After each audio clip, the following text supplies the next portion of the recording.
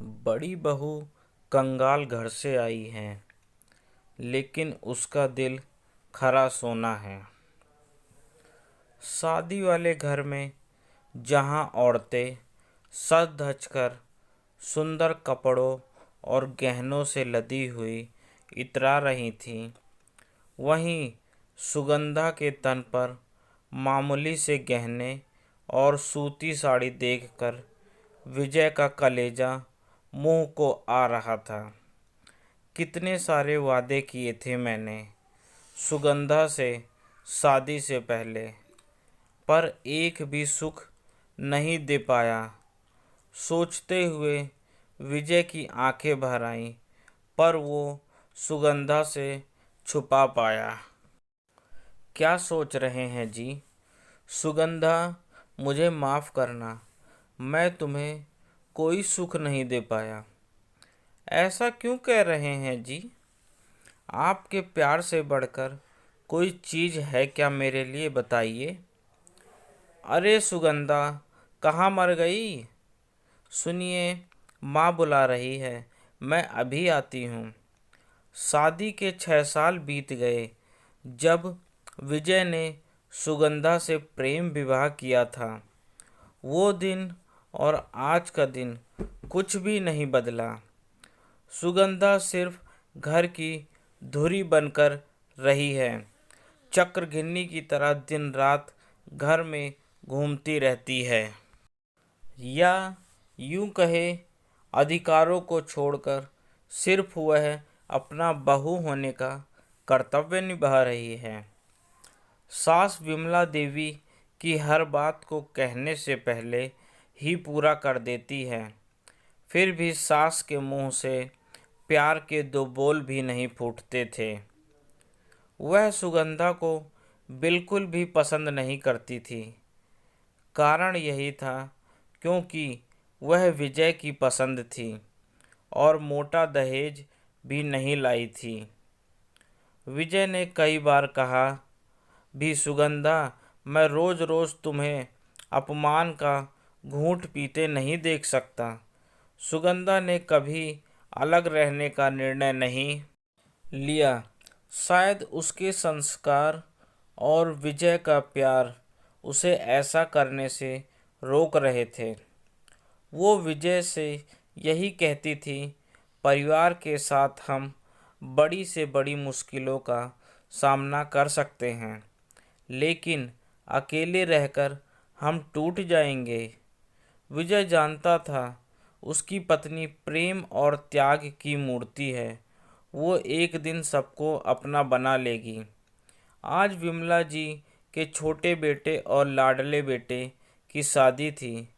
विमला जी के पैर आज जमीन नहीं पड़ रहे थे। छोटी बहू सुंदर होने के साथ धनवती भी थी। अब उन्हें सुगंधा को नीचा दिखाने का और भी मौका मिल गया था। अरे देखना, इस बार मैं लाखों में एक बहू ला रही हूँ। बड़ी बहू तो कंगाल घर से आई है, लेकिन मेरी छोटी बहू साक्षात लक्ष्मी है। विमला जी रिश्तेदारों के बीच बड़ाई किए जा रही थी। उनके पति कुछ कहना चाहते तो उल्टा वो उन्हें ही आंखें या 4 बात सुनाकर चुप करा दिया करती थी। विजय एक साधारण से कारखाने में काम करता था। वहीं आते जाते रास्ते में सुगंधा से मुलाकात हुई और बात आगे बढ़ गई। वहीं उनके छोटे बेटे की नौकरी एक बहुत बड़ी कंपनी में हुई थी।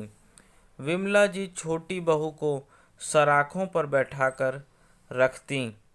धीरे धीरे वो भी जान गई कि उसकी जेठानी की यहाँ कोई हैसियत नहीं है। फिर वो भी नीचा दिखाने लगी और उसको बढ़ावा विमला जी देती थी।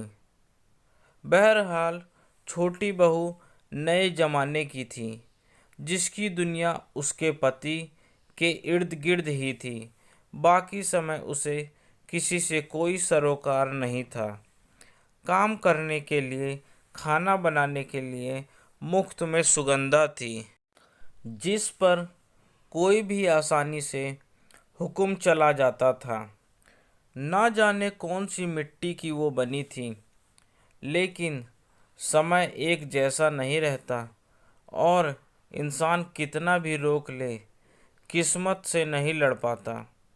सुगंधा ने लाख कोशिश की घर को जोड़ के रखने की, पर वो देखवर देवरानी के छल कपट के आगे नतमस्तक हो गई। विमला जी भी अपने छोटे बेटे और बहू के अहंकार में विजय और सुगंधा को घर से निकल जाने को कहा। वो दोनों एक छोटे से मकान में किराए पर रहने लगे। जो भी कमाई होती, थोड़ा खाते थोड़ा बचाते। अब सुगंधा माँ बनने वाली थी, लेकिन यह खबर सुन के भी विमला का मन नहीं पसीजा। एक दो बार विजय के पिताजी दोनों से छुपकर मिलने भी आए। बेटा, मैं मजबूर हूँ, तुम तो जानते ही हो, अपनी माँ को अपने आगे किसी की भी नहीं सुनती है। कहती है मेरी लाश पर चढ़कर जाना उनसे मिलने। माँ की आंखों में पैसों की पट्टी बंधी है। पापा जो सही गलत नहीं देख पा रही हैं, विजय ने कहा।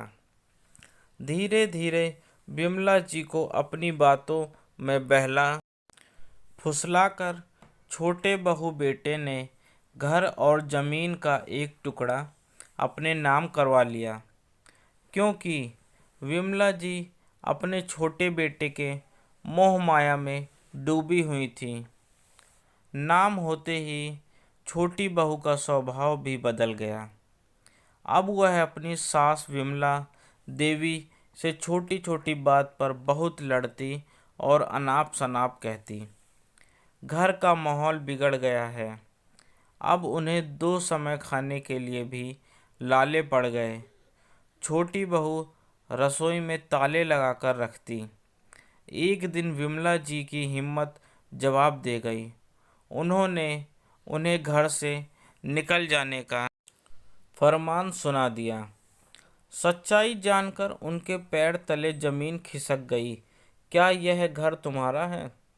हाँ प्यारी सासू माँ, अब यह घर हमारा है। तो हम कहाँ रहेंगे? यह भी सोच बेटी विमला जी ने बड़ी लाचारी से कहा। कहीं भी रोड पर या वृद्धाश्रम में। बेटा तू भी। छोटा बेटा चुपचाप कमरे में चला गया। सुनिए जी, देखिए क्या हो गया, इस उम्र में हम लोग कहाँ जाएंगे? कहते हुए विमला जी विलाप करने लगी। चलिए, आप शायद अपने बड़े बेटे बहू को भूल गई।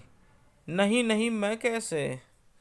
मैंने उनके साथ बहुत बुरा सलूक किया है, और बड़ी बहू, उससे तो मैं नजरें भी नहीं मिला सकती। विमला जी, आप अपनी कही बात भूल रही हैं। आपने ही कहा था बड़ी बहू कंगाल घर से आई है, लेकिन आज मैं कहता हूँ, भले ही आप की बड़ी बहू कंगाल घर से आई है, लेकिन उसका दिल खरा सोना है। देखिए, आपको देखते ही सर आंखों पर बैठाएगी। मुझे और शर्मिंदा मत कीजिए। मैं बहू की दोषी हूँ, जिसका पैसों के चमक के आगे उसका सोने का दिल नहीं देख पाई। माँ आप आइए, सुनिए जी, माँ बाबूजी आए हैं, कहकर सुगंधा ने उनके चरण स्पर्श करे।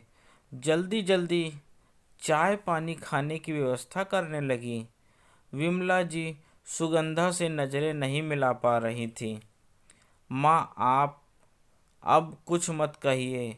आपने मुझे अपना लिया, मेरे लिए यही बहुत है।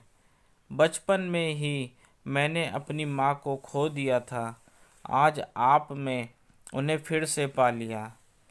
बेटा, वक्त का किसी को कुछ पता नहीं रहता। एक मेरा छोटा बेटा बहू, जिसके कारण मैंने तुझे। बस माँ जी, जो हुआ भूल जाइए। कैसा भी वक्त हो, अपनों के साथ और सहारे से एक ना एक दिन गुजर ही जाता है। हाँ बहू, अब मुझे भी समझ आ गया है कौन अपना है और कौन पराया।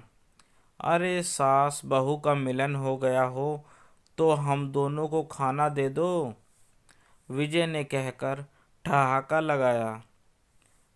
प्लीज़, अगर आप लोगों ने दिए कहानी पसंद आई है तो इसे अपने दोस्तों के साथ शेयर करें और मेरे चैनल को लाइक और सब्सक्राइब करें। आपका अपना दोस्त। धन्यवाद।